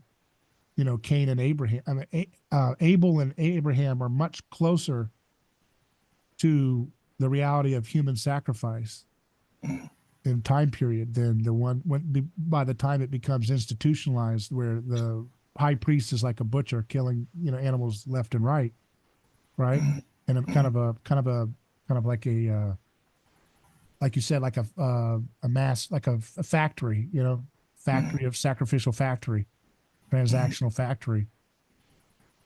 I think it's important to note, though, Surit, that in the texts that talk about sacrificing animals to God don't have the prophetic voice in that same passage. So that's important to remember that. The narrations that say, and you should do this tribute to me, they don't include the quotes from Isaiah. Those are in other books. So those are, you know what I mean? So there's a little bit of space from a authorship perspective about the different angles of the same scene. Whereas, if you had seen that, if you had seen the narration say, all right, we're sacrificing this animal, and then in the next verse, God says, I don't want this. Get this out of, you don't see that, that narration is pretty cohesive in its own vantage point. And then you get the prophetic vantage point, which is a little bit outside of the inner sanctum of sacredness. They're the wild performance artists. Yeah. They're the ones outside of that inner sanctum of The prophets, sort of the prophets versus the priests. Yeah. The prophets have a different vantage point to the same situation. And then they're echoing the perspective of God from their vantage point, which is outside of the sacredness. They're in the profane. I mean, they're naked and stuff. So they're in the place of, which see that's kind of getting to my point too that I want to make, that Jesus redeems the Abel character, the victim, but he also redeems Cain. He says, no, we're not going back to Eden. We're not doing just nomadic husbandry of animals. No, we're going to build a city, but we're going to build it right. Okay. So we're going to go back to Cain and we're going to get this done the right way now. So we're going to do, instead of offering grain and grapes with a violent spirit and a rivalrous spirit, we're going to learn to do grapes and grain transfigured into me. And then that nonviolent representation of that is going to situate us in a position where we can learn to get along with one another without being jealous and envious and violent spirited, right? But we're so slow. It feels slow for us when we're our life, but in some ways it has a relationship, by the way, to, I think this is so important. We got to remember this. It has the way in which we learn to deconstruct from the mindless violence of what we do is always in relationship to media. Because think about the story of Cain and Abel. That's a piece of media that people in that day and age were being schooled by. Think about it. We don't think about it like that. Like that, it had a service prior to our receiving of it. And so it was schooling somebody at that period of time in which it first starts to circulate through oral and then written, whatever. That story is so radical in its schooling effect. That if it was an oral story at first, that has a totally deconstructing mode on human sacrifice, on cannibalism, on rivalry, which is a big problem. See, the problem the ancient man had at the time was, okay, God, we need human sacrifice because look at how brothers get along. If we don't put some boundaries here. So if we put the brothers together, the closer they are to one another, the more they're going to fight. And so they're like, okay, so we got to pick a side on the brothers. And then we pick a side and then we formulate some boundaries and structures and taboos so that we don't start another rivalry brother feud. And God in that story is repudiating the false dilemma there, right? He's saying, okay, we can get rid of this rivalrous stuff, but we don't have to do it based on, okay, I'm picking Cain, you're the stronger man. Let's start a new mythology around Cain. No, I don't got to pick that. So I don't accept your paradigm, humans. You can do better than this. It's not Romulus. Right. Yeah. And Remus. He said, we don't have to do it. He's like, I don't accept the intelligence behind the story is saying we don't accept the idea that brothers have to be in rivalry or somebody has to be sacrificed. That's a false dialectic that the text is saying we don't have to take that. So it is offering a scapegoat in the form of the animal sacrifice, which then becomes codified as this ritual, right? And then at some point, prophets as a piece of media in their performance art directly when they're doing this, and then the recording of it becomes a media technology that further penetrates the truth back to this. We can't see it at the time it's happening in the full scope because Jesus hadn't finished the story yet. But it's starting to break through the veil of their past and say, okay, whoa, because the story of Abel doesn't say, God says, hey, I didn't want your animal sacrifice either, just like the story of requiring sacrifices doesn't have the commentary by Isaiah and Jeremiah saying it doesn't load that into the text either. Then you get the prophets. And then they're shining a light on this that illuminates things from a different vantage point because humanity is at the point where those stories had circulated enough such that people were ready for the next layer of understanding and revelation. That's my opinion. That, you know, this is a progressive revelation. Yeah. And not that God is like holding back, but that it takes humanity a while to tell these stories and to grow up and be schooled by them as such, to be able to build on the insights down the road in history. Yeah. Right. Yeah. I mean, I think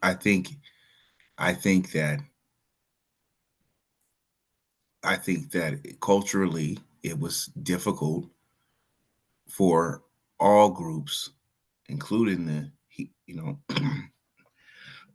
ancient Israelites, to break away from animal sacrifice. Yeah. Yeah. You know what I mean? And primordially, it was probably hard for humans to break away from human sacrifice until they realized maybe either that their population is decreasing, with that, or or they're learning a new morality. They're learning a new, you know what I'm saying? So, the story of Cain and Abel, along with Abraham, the Akedah, the binding of Isaac, is, I think, representative of, the Hebrew people, the ancient Israelites, understanding there's something wrong about this human sacrifice things. Something's not correct here. So, okay, we can't fully break away from sacrifice, because it wouldn't quite, the people will be caught up in another dilemma, right? We will, we will go back to chaos. So we need a medium. We need something to facilitate that frustration and that anger, or that chaos within the community. So, well, what's the next downgrade? It's a mammal. Yeah, a mammal, because it bleeds and it's giving a life force. It's got fur like we do. It's got milk. Right. Yeah, it's got a lot of attributes that are, it's not a reptile. You're not, not killing a lizard. That's not quite like us. Right. Why did they kill lizards? There was a lot of lizards. They weren't supposed to eat them. They weren't supposed to eat them. I mean, you can go down that route, but I mean, they kill pigeons. I know that. They kill pigeons, kill sheep, cattle. Birds are warm-blooded. They always killed warm-blooded animals, right? They didn't kill any cold-blooded animals. Yeah, and I think that there's something to that. Right. And I read this a long time ago. This is about theological anthropology. Talked about, how the ancient Hebrews, and I think this is true just like for the Semitic people in general. They thought that blood somehow has some, like, it had a, I don't know any other word to use other than life force. Like it was a living thing. You know what I mean? Like an electric charge or something. Yeah. And so that, to have blood flowing like that is to them, that was like real. It was really, that was really a life being extinguished. The soul or whatever is being is pouring out, you know what I mean, to God. That's why they don't they're prohibited to eat food with the blood still in it, right? They have to bleed out the goats or the rams or whatever they were sacrificing completely. Like that's the kosher way to do it. Yeah. And so so I think that the animal sacrifice, even though the prophets were denouncing, they were speaking from a spiritual perspective, that, like, it's yes, it don't matter how many cows or how many sheep you kill, man. The underlying theme here is, can y'all be at peace with each other? Can you do the right thing? Can you follow the laws of God? Well, they couldn't. They couldn't. Yeah. And so they needed something to rectify that. You know what I'm saying? They say, okay, I hear the prophets. Sometimes they didn't hear the prophets. Sometimes they want to stone the prophets to death. Like, man, Yeah. you changing up the, you changing up the ritual. You know Because what I that's mean? why, because that's the tension between those who like follow the plot of the story they learn versus the Yeah. spirit of the story they learn. And most people Right. follow the plot. So they follow the plot of Cain and Abel, but they didn't learn the spirit of Cain and Abel yet at Right. that point, which is why they were still trying to kill the prophets, right? Right. They Right. followed the plot. They're like, hey, look, it's animal sacrifice. That's what we got to do. That's how we stay safe Right. here. Let's not do Yeah. human sacrifice. Let's just stick to the animal sacrifice. It's like Right. you're following the plot. You're following the what. You're not following the why. Right. But that's how But we you all see, are, right? Why do we still do right. what we do now? But you see, We got grown because ass women and men that are cheering on people like Nikki Haley and Biden to go blow up people, like, and it's like no big deal. yeah. And they drink their soy lattes and talk about how sophisticated they are as a humanist and how Yeah. how that's New York Times article I just read. That Mhm. reads like somebody who follows the plot. That it's a what person. That's not a why person. Mhm. The what person's just telling you about the villain. This is a villain. This is a good guy. Okay. All right. That's the same kind of people that were largely misunderstanding the story that they had been catechized in with Cain and Abel, and they're still Mhm. killing the prophets because the prophets are like, you don't need to kill that animal to like love God. They're like, Yeah. we can't Right. handle it. So they call them Yeah. racist. They call them racist. They call them whatever, whatever they got Yeah. to do to shut that prophet down. They didn't use that Yeah. language back then. Yeah. They Yeah. use other But language. you can also be sympathetic towards the people that needed that Mhm. catharsis, that sense of sacrifice, because there probably were people that were very sincere about their sacrifices. Mhm. They really were like, I'm doing the Levitical thing, in the book of Levi. We're about to lay our hands on this goat, and all my sins will really be forgiven, and we're gonna push him off into the wilderness. You know what I'm saying? And then we're gonna throw one down to Beelzebub or whatever it is. I don't know. I don't remember how it works, but there's two goats or something. One falls off a cliff, and then the other one is Yeah. forced into the wilderness. What I'm saying is that I think there were people that sincerely believe that. They sincerely believe that their sins were forgiven. And to be honest, I mean, these are God's words. God is telling the Levites, do this. This is the prescription for you in the book of Leviticus. Do these things so that your sins can be so you have, I guess, what it's called, expiation of your sins. So it's that is no less true, I think, than the prophets saying, I desire mercy, not sacrifice. I just think that the prophets were a little more, they were a little more ahead of their time, so to speak. You know what I'm saying? They were advancing a little more. You know what I'm saying? Because they're the dudes. To me, when I think about prophets, man, in the Bible, I always think of them as being dudes that live on their own somewhere. You know what I'm saying? They're just really, you know, uh, or they're the oddball out or something like that, or maybe they were really quiet and now Jeremiah says, it's like fire shut up in my bones. Now I gotta talk. You know what I'm saying? I'm not gonna be quiet no more. But they weren't your typical person. And when I think about the priests, I think about typical people. They're the business guy. They're going downtown to work at the you know, company headquarters. You understand what I'm saying? So I've said this before, and I don't know. I don't know.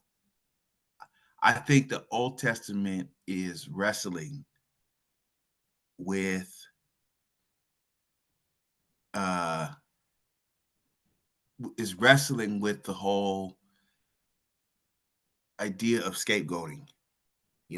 It's trying to there. You know, it hasn't fully come into to the fullness or the realization of things because they didn't have Christ. you know so they're these stories that you read, like the Joseph story. Renee Girard would always talk about, often talk about that story. The Joseph story as being a story of forgiveness and so they're somehow they're getting closer, to a true understanding of God. Yeah. But they also are wrestling with their primordial sort of, wanting to keep the chaos from getting out of hand. Yeah. You know what I mean? And I think it's fair. I think it's fair and understandable that the priests would have wanted to maintain that ritual sacrifice in order to keep the society together. It would be it would be understandable to do that. You know what I mean? So yeah, I mean, I understand people, like, okay, I desire mercy, not sacrifice. But I'm like, the people don't understand that. The people don't, they, even if they don't think that's what God wants, they want it. Yeah, that's what the story is about. I mean, that's what you look at the story in Genesis. I pulled it up, and it's talking about what happened. How the Lord looked with favor on Abel and his offering, but on Cain and his offering, he did not look with favor. So Cain was very angry and his face was downcast. Then the Lord said to Cain, "Why are you angry? Why is your face downcast? If you do what is right, will you not be accepted? But if you do not do what is right, sin is crouching at the door. It desires to have you, but you must rule over it." So there's that. It feels like mimetic desire to possess you, right? So he's like, if you're doing this out of a rivalrous heart, that's what's going to, then evil is going to possess you. It's going to desire to have you, and you've got to be able to rule over that. So he's not even really like, he's not rejected in the offering, he's rejected, because of his intention. Yeah. I mean, even after he's offered it, it's why are you angry? Why are your face downcast? Like, you shouldn't be upset. It's not that big of it, If you do what is right, will you not be accepted? So if you're doing the right thing without rivalry, with nonviolence in your heart, then you're going to be okay. But if you give in to the sin crouching at your door, then its mimetic desire is to have you, to possess you. You've got to rule over that. And then now Cain said to his brother Abel, "Let's go out to the field." So he's tricking him. Or maybe he's not. Maybe he said, "Let's take this outside." He's come here. I want to talk to you about something. Yeah. You think he's tricking him, or do you think he's saying like, "Hey, let's take this outside"? He's saying outside. How he's about saying, that? he's saying, come here. I want to talk to you. So then now Abel's just thinking, okay, let's talk. But Cain is like, I'm gonna whoop his ass. Yeah. While they were in the field, Cain attacked his brother Abel and killed him. Then the Lord said to Cain, "Where's your brother Abel?" So he's always trying to get his creatures to just tell the truth. And they never do. Just like, Adam and Eve, right? They're always kind of obfuscating what's going on, He says, "I don't know. Am I my brother's keeper?" What does he mean by that, sir? What does he mean? Am I my brother's keeper? Well, it's like denying that he's responsible for his brother's fate, right? Yeah.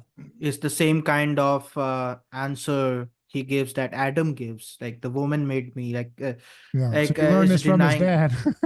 Yeah, he had I guess he learned it from his dad. Yeah. Am I my brother's keeper? And another way of looking at it is like mimetic desire. You are your brother's keeper in a negative way, right? You become, you're consuming them. You're preoccupied with them. So he's revealing his sin in a way, right? Because he's saying, like, in a negative way, I am my brother's keeper. I'm fixated on what you've done, what he's getting versus what I'm doing, So he is a busybody. Well, he is also like denying the nature of human beings, is that all of us are interrelated, right? Yeah. And we whether we want to be or not, we are going to be responsible for how people imitate us and how we imitate people. Yeah. So am I my brother's keeper is kind of like showing telling a lie that, Yeah. oh no, I'm not in any way influenced or shaped by him, or neither he's But that's what shaped all by me. mimetic rivalry is like. All mimetic rivals would say that I have nothing to do with that guy. I'm the farthest from that person. I can't stand them. I don't want to be anything like them. Mm-hmm. Right? But in saying that, they are saying that. Yeah. Why are you saying that? Because you are. But that's what Yeah. Republicans and Democrats, they say they're the farthest from each other. Right? Mm-hmm. Mm-hmm. Right? I mean, what do these leftists and stuff, they pride themselves in being so different from like we read in the New York Times, these abominable snowman, snow jobs. These guys are so farther from that. A guy like Barack Obama, whose first act is like killing kids because of the sins of their father. That's the guy who's restoring hope in it. I mean, talk about a plot guy. This guy, the guy that's believing this nonsense. When I had Obama win, faith was restored in humanity.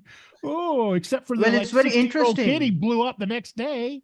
I mean, what are you talking about? Well, it's very interesting because the abominable snowman, by referring Trump to that, is like dehumanizing Trump. Also, Yeah. is making It's a a scapegoat. mythologized, Yeah. like how deities are created in Yeah. pagan societies. Is why they would otherize the victim. They would give it 4 hands or 10 heads or whatever, give him the face of an animal, like creating a hybrid human animal creature, so that they are not reminded that this was once a human being. And by referring to Trump as an abominable snowman, it's like kind of reminiscent of that old pagan tradition, For sure. Yeah, that's absolutely right. But that's what you would expect from a plot guy who thinks he's smarter than he is writing the article. Oh, right. look at me, Missing I've the got whole, power. missing the core theme of the entire message, Yeah.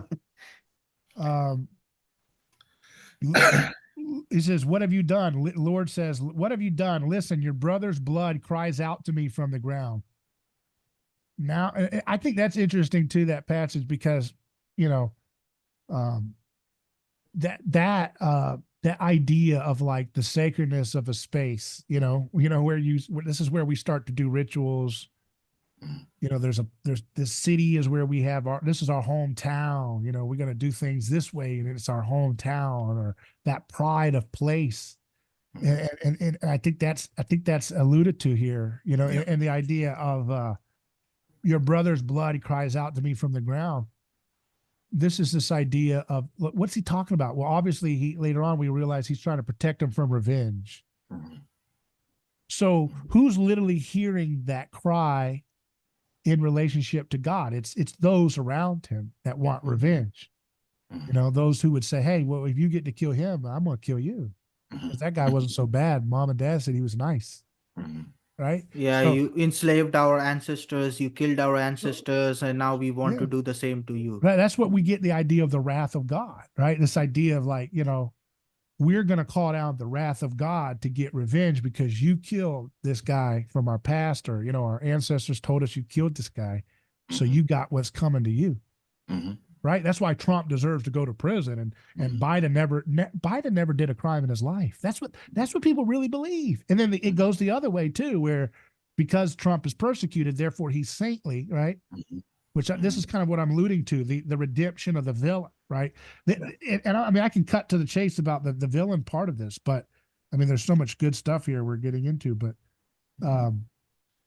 now you are under a curse and driven from the ground, which opened its mouth to receive your brother's blood from your hand. That's interesting because he's a guy that's planting, stuff in the earth. He's planting seeds, to produce fruit.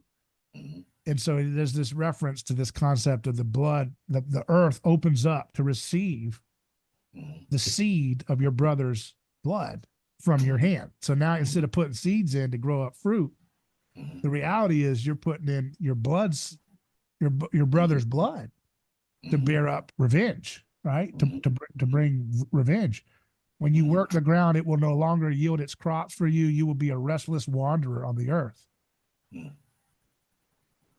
Yeah, that's cold.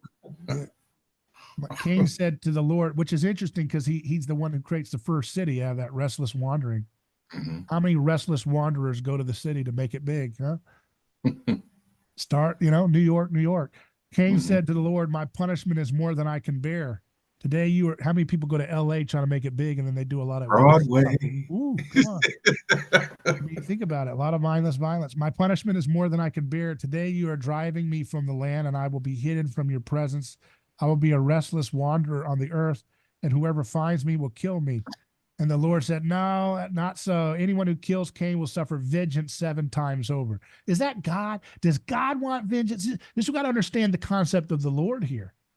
This is not, people who read this flat are not reading it the way those who would read it, in the time. I mean, we're talking about something that there's art in the narration here.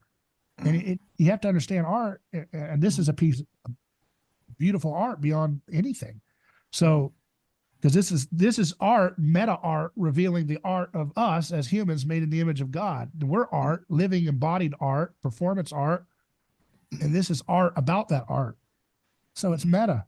But it says, the Lord put him. So he doesn't. I mean, does Cain want vengeance? Does he want to kill 7 times over, or is that the prohibition there to stop the out of control, undifferentiated violence that continues to start? It started with Adam and Eve. Eve desired Adam's role. Adam desired Eve's role. They both desired God's role, right? The serpent or ape desired God's role. The serpent also desired the human's role because he was jealous of them. That's why he was trying to screw them over. So they're all desiring everybody else. We get to Cain and Abel, we see another dimension of that, right? We see it turning to murder very quickly. So Cain went out from the Lord's presence and lived in the land of Nod, east of Eden. I don't know who lived in the Nodvilles, the naughty. Cain made the next verse, so he's happy now. Cain made love to his wife. And so, Oh, you got a wife now, that's huh? what I'm saying. So, Cain That made was love to quick. his wife.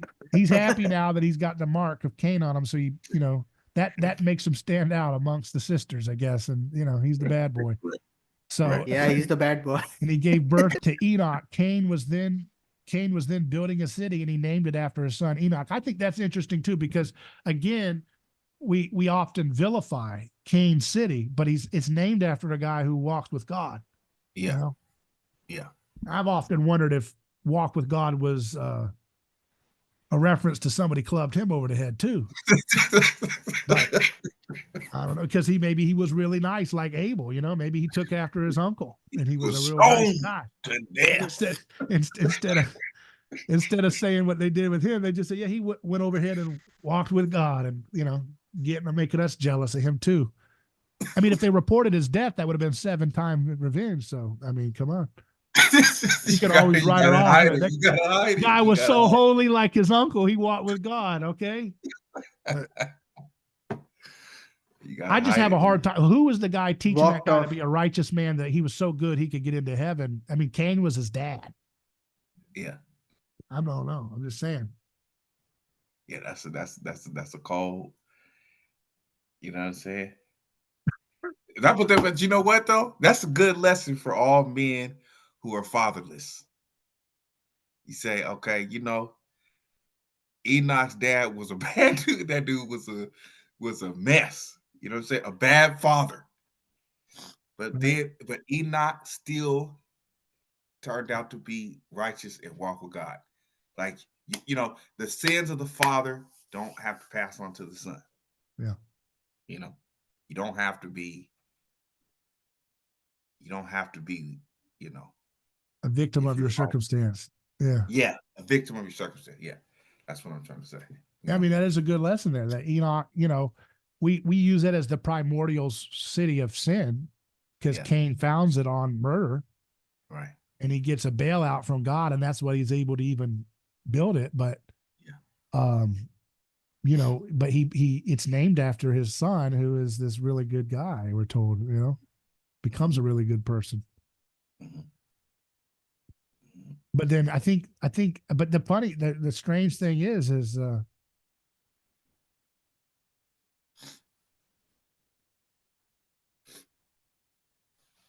you get Lamech down through the ages, and he's over there going crazy again, Who's Lamech? Lamech. Is he the one who taunts Noah while he was building the ark? It says to Enoch was born Erod, and Erod was the father of Mehujael, and Mehujael was the father of Methuselah, and this is it's different spelling. Methuselah was the father of Lamech. So Lamech married two women, one named Adah and the other named Zillah. Adah, Godzilla. She was a tough one. She was nicknamed. Adah gave birth to Jabal. He was the father of those who lived in tents and raised livestock. His brother's name was Jubal. He was the father of all who played stringed instruments and pipes. Zillah. So you're still getting creation order. This is creation, just like you know what I mean. You still get differentiation. Give castes higher, castes. Zillah also had a son named Tubal-Cain. This guy was a tough. He was double. Tubal-Cain. He was a tough guy because he's named after Cain. He forged all kinds of tools out of bronze and iron. So he was. There you go. Yeah. Tubal-Cain's sister was Naamah. Lamech said to his wives, so he had two, Adah and Zillah, listen to me, wives of Lamech, hear my words. I have killed a man for wounding me, a young man for injuring me. If Cain is avenged 7 times, then Lamech 77 times.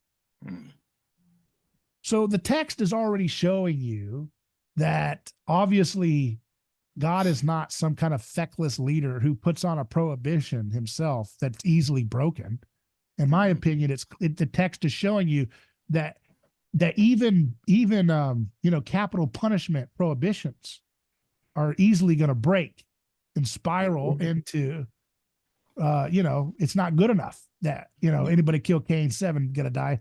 Just a few generations after, this is the grandson. Lamech is the grandson of Enoch, who's so holy he goes up to heaven, or he was clubbed to death. I don't. But Lamech, he's saying no. I mean, he's speaking this. The text don't even say God comes down and put this on. So this shows you this thing is so superfluous, it easily gets out of control. If Cain gets avenged 7 times, anybody kill me at 77. 77 people got to die because of me if you kill me. That's mimetic, out of control reciprocity. Adam made love to his wife again. So a lot of things have happened, and he's still going with kids coming, right? And she gave birth to a son and named him Seth. And God has granted me another child in place of Abel since Cain killed him. Seth also had a son, and his name was Enosh. It was a cheap ripoff of Enoch. At that time, people began to call on the name of the Lord. That's interesting. We'll just leave it there. But I just want to kind of like think about the fact that the idea of, this is the original point. We've gone on to so many other good points, but the original point I wanted to point out here with the redemption of Cain that Jesus does with the Eucharist is that the whole concept in the modern age of even having a villain is something that is is kind of created by Christianity in the sense of what we think of as a villain. There were obviously villains in ancient stories. And obviously villains can violate boundaries of identity. But in the classical sense, a villain was not necessarily somebody who would be just a good old bully.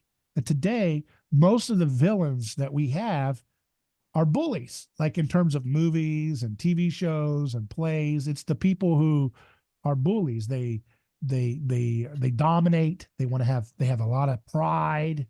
They have vainglory, right? They have self-righteousness. They have big ambitions to want to rule, right? I shall rule the world. I will conquer it. That's typically depicted as a villain in a movie or a TV show or a play. But that wasn't always considered a villain. Those are attributes that, in vast majority of history, in my opinion, would be considered to be qualities of a hero. Someone who's audacious and bold enough to claim and dominate and to defeat someone who's weaker. Romulus defeats Remus, and it doesn't say he's a bully. It says he's the founder of everybody we are. Who we are, we owe everything to Romulus. Yeah, I mean, the bully is basically the old embodiment of the might makes right philosophy, right? And in scripture, we see the first instance of might makes right being refuted in the story of Cain and Abel, and that, what, like you said, in the story of Romulus and Remus, there's no judgment passed on Romulus for defeating Remus or anything like that. He just came out the victor. He was the Right. strongest. Yeah. And in the Cain and Abel story, we see rivalry being rebuffed by God, right? Like, Right. rivalry is not something that is, like, especially violent rivalry is not something that God endorses. And Yeah. Villains are as often a depicted in modern age of being obsessed with the hero, right? In rivalry. That's not something that would necessarily be evil always. I mean, sometimes, I mean, it typically in ancient society, rivalry is um, something they want to tame and ritually, limit, but it's not something inherently unworthy, right? Because you have ritual rivalries and taboos, rites of passage where you have trial by combat. That's a rivalry that the society kind of encourages, but it's mediated in a safe space of a ritual. But the Bible doesn't really want to have any of that as something to encourage. Either, there's no ritual combat of the goats before they sacrifice them. Then there's no ritual combat of the person offering the pigeons. They don't fight to see who gets to have whose pigeons accepted or whatever. They don't have pigeon fighting. There's no rooster fighting, right? Yeah, like the scriptures address the Cain and Abel rivalry from a very moralistic point of view. The same is not, like you mentioned, like, yeah, they would mediate the rivalries. They would, like, talking about the pagan societies, they would mediate the rivalry, but they would still keep it under control so that society does not explode. So there's it's not like they, in primitive societies, they would place barriers on these out of control rivalries, is because of their concern for the entire collective, right? Yeah. So that the entire nation may not perish because Right. of this out of control thing. And that's like the pragmatic approach. But the scripture has a very, the way it deals with this rivalrous thing is, you don't do it, period, right? You don't kill, you don't duel, you don't do anything. But you don't, and You you and don't. because there's a distinction that's clear between the creator and the creation in the Bible version of reality, then you're not as tempted. If you're schooled in that worldview properly, you should be as tempted to elevate your neighbor to the point of a god, which is what's required to have rivalry with them. Right. You cannot, Yeah. if you're not putting any other thing above God, if God is creator, distinct from creation.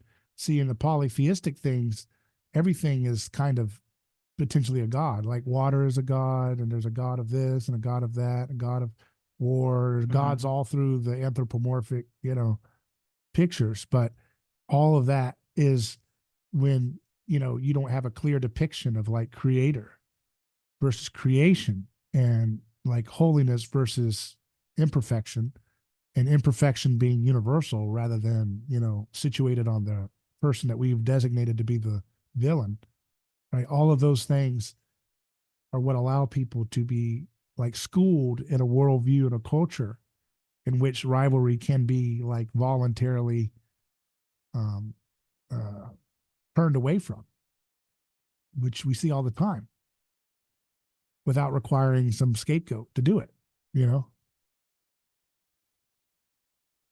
Yeah, I mean, it's very interesting how you described it. Is because uh even though the pagan civilizations, the primitive civilizations, they were trying to differentiate, like we spoke about in the Trump example, They were trying to differentiate through dehumanization of their victims. It sort of like fell upon their faces, right? Because in their attempt to differentiate, they would still have an undifferentiated chaos of because of the so many so many victims were turning into deities. Yeah. And that's like the polytheistic, that's like the origin of the polytheism. Yeah. So because in creating, like, it doesn't matter at that point if you attempt to differentiate or not, Yeah. because of so many sacrifices that you had already made, Yeah. and your attempt to turn those sacrifices into deities. So it's Yeah. like you can only do so much sacrificing Yeah. is what it is. Yeah. Those are like how many collective sacrifices. You drown so many people in the river before you start suspecting that their spirits might haunt you and get revenge by the river. And then through the ages, all those collective murders by the river, the hauntings of the murder by the river becomes a god eventually of that river, the god. Yeah.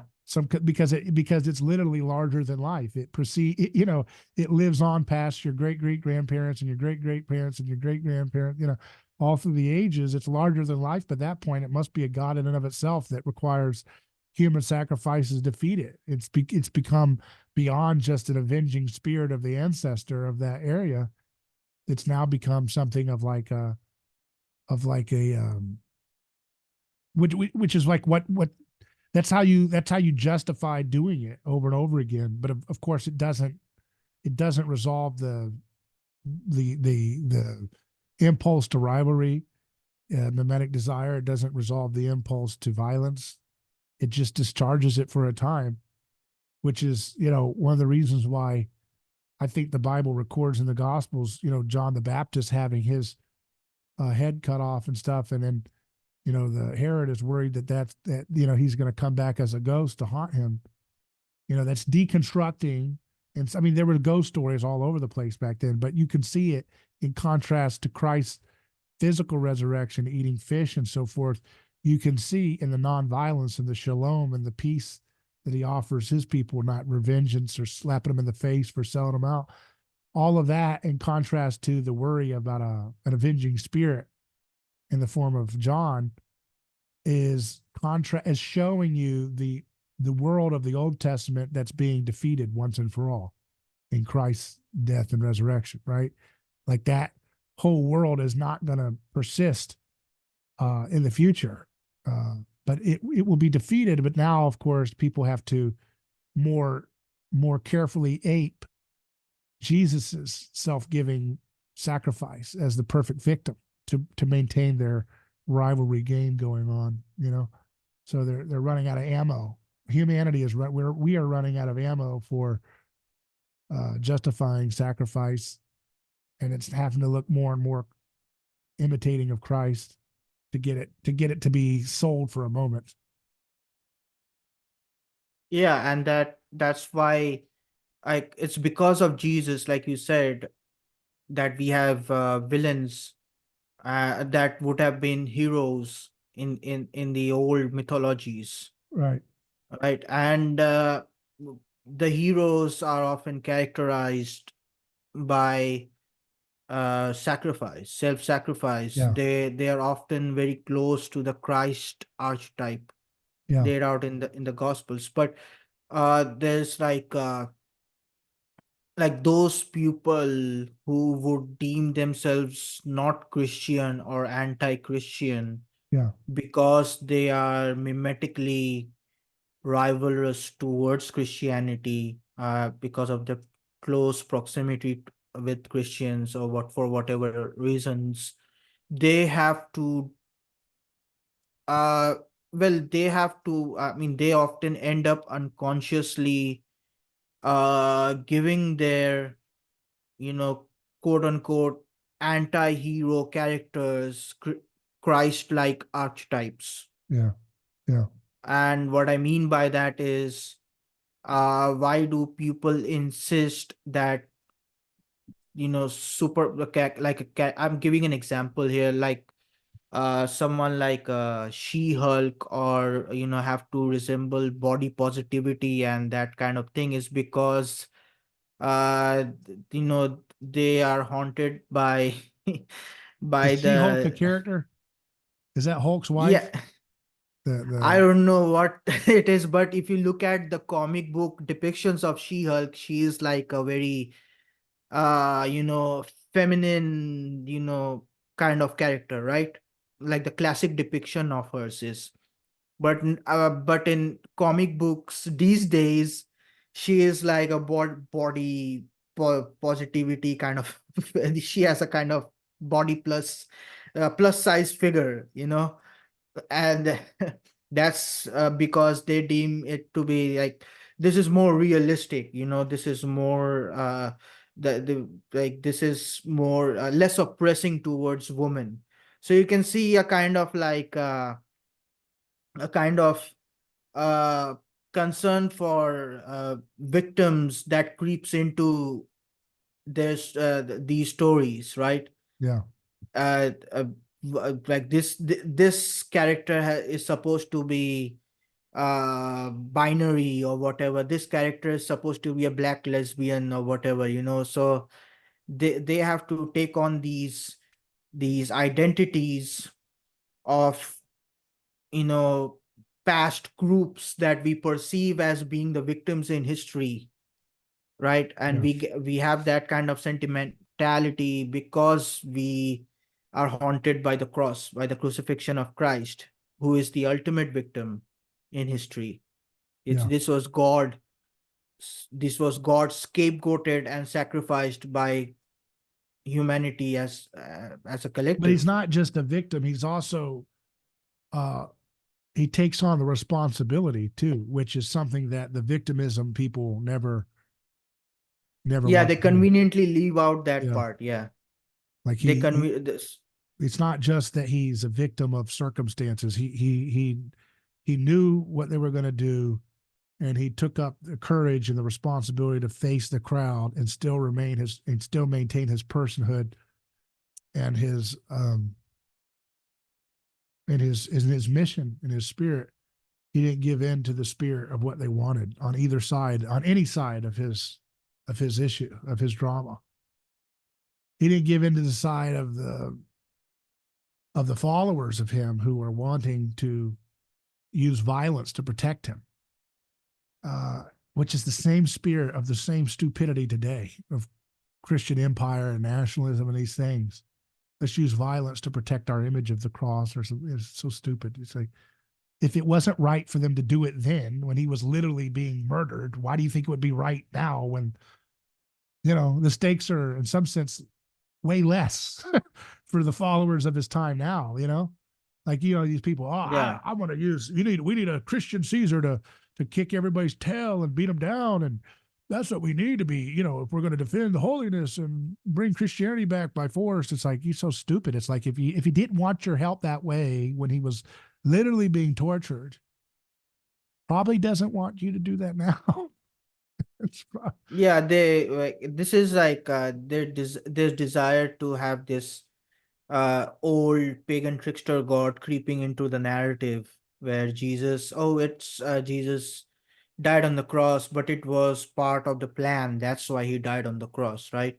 It's not because that's his ultimate mission, is to bring reconciliation Yeah, and peace and harmony through his own death, but it's because he wants to bait the enemy into believing that he was defeated. But once the enemy turned his back, then he would jump off the cross and do a ambush kind of yeah, thing or whatever. yeah, Is yeah. that's like the It's just, twisted version. well, it's kind of a Gnostic view of the Gospels. The Gnostics actually say that he didn't die on the cross; it was a trick, right? And Yeah, that's what yeah, we have today. Is in form and fashion, we have these kind of Gnostic versions of Christianity that they like the idea of Jesus as a weapon that distinguishes them from the profane masses that are dirty, and they want to get to heaven. So they don't want to go back to earth. They really want to get out of here and away from here. And they really want to have nothing to do with the profane masses. And so they're just, their Jesus is the same, even though they say he died on the cross. Their Jesus, the spirit of the Jesus that they construct in their own image, is one in which he probably didn't die on the cross. He just tricked his enemies, which is really what they're kind of saying when they always do that whole hard distinction between his suffering servant mode and the avenging king mode. That's kind of the same move you're doing. You're saying, well, he technically did die on the cross, but it was just a trick to unlock his right to go ham on us at the end. And I understand, and I want to be compassionate, because there's a lot of wicked, deeply evil stuff that humans do to each other right now, and people want to have some kind of justice for that. So that's in some sense, that's a good desire, but it obviously gets mutated, when you start saying, well, therefore we, because here we go again, the secularization of the messianic role. Therefore, let us secularly, mediate out justice as a prefigurement of what Jesus will do. So what I'm saying is, I don't know what that justice is going to look like. I have an idea of how Jesus would do it. It will always be in the same way he came in the cross, but it will still probably be a justice, for people who live by the sword. They will die by the sword. And that includes all the people who torture people and harm children and all the horrible stuff going on in the world today at the highest levels. But how that looks is not in any way a pass for you and I and other people to go ahead and prefigure that through some type of, imposition of violence. Well, I mean, to bring it back to the Cain and Abel story again, is how God dealt with when Cain killed Abel. Is God put his mark on Cain, right? Yeah. So what would be the equivalent of the mark of Cain in a post-Calvary world, in a world that is haunted by the cross? It would be the crucifixion of Christ. It would be the cross. That is the mark of Cain in our world right now. Yeah. So that is why, if when you're talking about these stories, mythologies, these modern day stories, movies on bad guys and good guys and whatnot, they're always trying to escape from that mark. They're always trying to escape from that mark, because it's their unconscious side, this unconscious collective side, like you said, it's trying to hold on to that, whether it's from the left or from the right. Yeah. The left tries to hold on to that from a point of social justice, and the right wants to hold on to that from the point of a trickster god or whatever. Well, the leftist mark is really, it's about messianic use of the of one world government and big government to trying to force that through climate violence. change. Like, we're going to shut down people's ability to take a bath and take a shower, use a light bulb. Everything's going to be forced into this forced submission to goodness or something. That's one way. Another way is they believe in education as a mark, a catacon to protect you. Like, well, your whiteness is toxic, but if we educate you and your children, then if you change your mind, and somehow comply with the always updating holiness codes, there's a path for you. You could be reborn as an ally, right? And an ally, as long as you're performing the holiness codes as perfectly as possible. It's a very works-based religion. There is no grace, it's just hot potato. Whenever you get the hot potato and they frame you as a villain, you're done. In their religion, there's unless you have pure power, people like Bill Clinton and stuff can always get rehabilitated because of but they were an ally of our power and our needs for power. So that it doesn't matter that he's been on the island. It only matters that I mean, we can forgive that's kind of beside the point. He was doing some good things at least, right? Like that's their narrative. They're saying that he was fighting politically for our interests, so therefore his personal indiscretions can be looked past, and we can mark him as problematic, but not. He's still invited to all the funerals of the dead presidents. You notice that? Yeah. He hasn't been disinvited from them yet. But that's the reality of how that religion works. But just to kind of summarize here, Cain and Abel have a lot of richness to it. We've unpacked a lot of it today. We've looked at a lot of Adam and Eve too. But all of this reminds us that just when you see what Christ does in history, anthropologically speaking, it unlocks our understanding of why we had those rituals in the past, why we had those stories in the past, how those stories are still illuminating what we should think about today and how we should think. And also, how do we tell stories? Because our villains, again, just to reiterate, the villain characteristics that we display in our movies and music tend to be people who are bullies or whatever. And those are characteristics that were quite celebrated in all of history prior to where we're at. And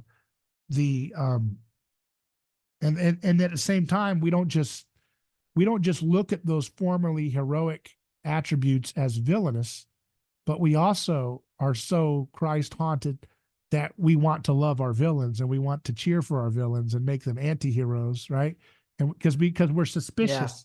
We're suspicious of the screenwriter, and we're suspicious of the crowd watching the movie that we imagine, putting too much blame on this person's back. Well, maybe there's another side to the story that makes Scar the way he is. He's got a scar on. What's his origin story? Well, he's got a scar. I mean, who gave him? He didn't give it to him himself.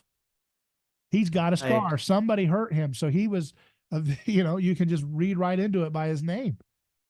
He's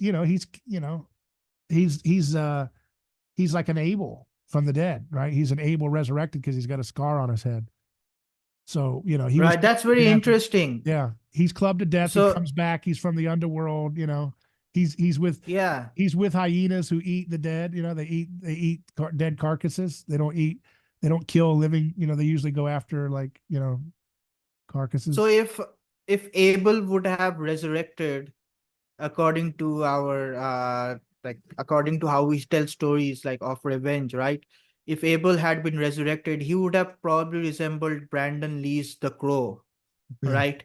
Yeah. That character from Brandon Lee's, Brandon Lee character, like The Crow, he was like the undead, right? He was hunting down those who killed his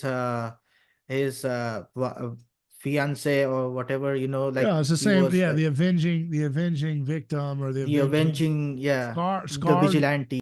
Scar was not receiving the best. He had a scar, so somebody scratched him, right? We know that. And so he had been a victim of some kind of bad treatment in his life. And therefore, whether he was killed or whatever, the point is, that's a figure who we want to empathize with because we know, because we're catechized with this biblical anthology, with all of its anthropological schooling in 2,000 plus years of these stories now completed, saturating people. Now we can know better to be suspicious of a narration or a storyteller who tells us this guy was the villain and this guy was the good guy. We say, well, how do you know? Who writes history? The winners write history. How do we know that Oedipus was to blame only and his opponent? What about his opponent? What did his opponent do? What's his opponent's sins? What's his privileges, right? What's his unfair advantages? What's his structural power, hegemony, or whatever words you want to use to nuance everything out? It reminds me of this battle between two critics, this debate between two critics over that movie, One Flew Over the Cuckoo's Nest. Yeah. And this guy, one critic took the position that, no, it was Nurse Ratched who was actually the hero of that story. Yeah. Well, how is she the hero? She's so ruthless but she's the hero. She's trying to keep control. She's trying to keep, this overbearing, she's trying to keep, she's the one who is being constantly abused by the inmates, and whatever, so this is the kind of we are able to tell heroes apart from villains is because of that, that Christ, the effect of Christ's storytelling through multiple generations. Right. So that just gives us a full context of why we tell the stories we do and why we have the habits of experiencing story the way we do, and that gives us insight as to Yeah. how to do storytelling in a good way, in a way that helps reclaim that role of storytelling in a way that's beautiful. Surit, we're going to leave it here, and Shannon's signal was disconnected, so we won't be able to say bye to him this time properly, but you can check out brightnews.com for Shannon's news and podcast, and find him on YouTube. And you can also find Surit's writings on aneighborschoice.com. And if you want to stay in touch with us at A Neighbor's Choice, you can email us hello@aneighborschoice.com. I'm David Gornoski. Godspeed.